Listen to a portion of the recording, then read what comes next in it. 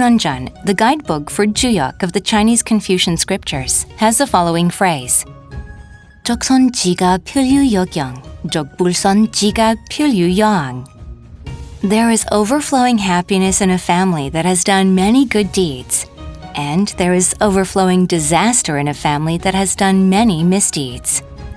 Which means, here, yogyang and yoang mean happiness to come and disaster to come. If your family accumulates good deeds, it does not only give yourselves happiness, but also your descendants. If your family accumulates misdeeds, it does not only give yourselves disaster, but also your descendants. Classic stories do not just provide ethical warnings, but they have been scientifically proven as facts. David McClelland, a behavioral psychologist and professor at Harvard University in the US in the 1980s, conducted an experiment. After measuring immune antibodies of 132 college students, he showed a video clip of Mother Teresa helping the poor in India. After watching the video clip, he measured the changes in their immune antibodies again. The results were amazing.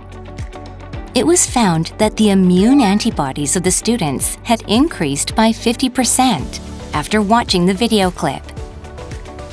Not only watching videos, but reading books about a person who has done good deeds, seeing those good deeds, or even hearing about good deeds had increased their immune antibodies.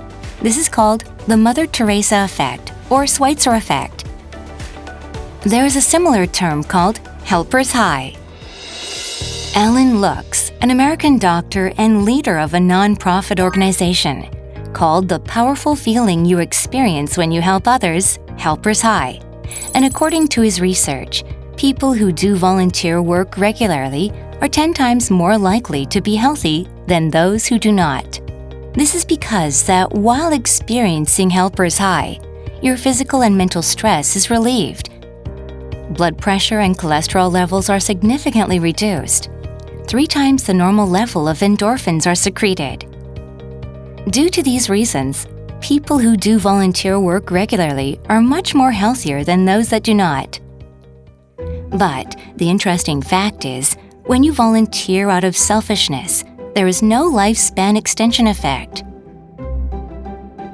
Dr. Sarah Conrads, a professor at University of Michigan, on 10,317 graduates of Wisconsin High School since 1957, has been conducting research. In 2004, she has asked the experimental subjects, "Have you been volunteering in your life? If yes, what was the reason?" She did not just want to check whether they had done volunteer work, but also the reason behind it. After 4 years, in 2008, the research team conducted a survey on those who regularly volunteered in the last 10 years and on how many of them had died.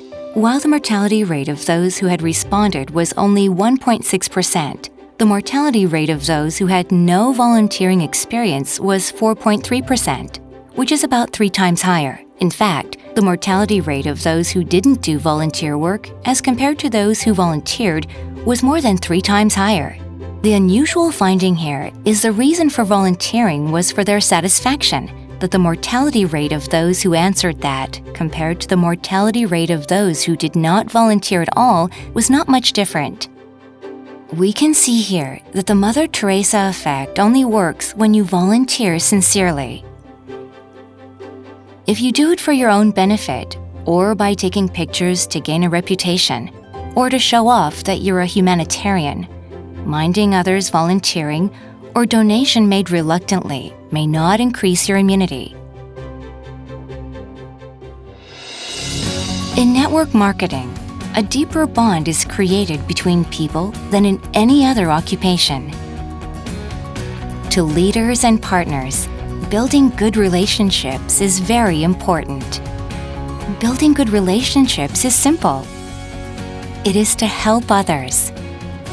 As we have seen from the previously mentioned survey, to help others is to help yourself.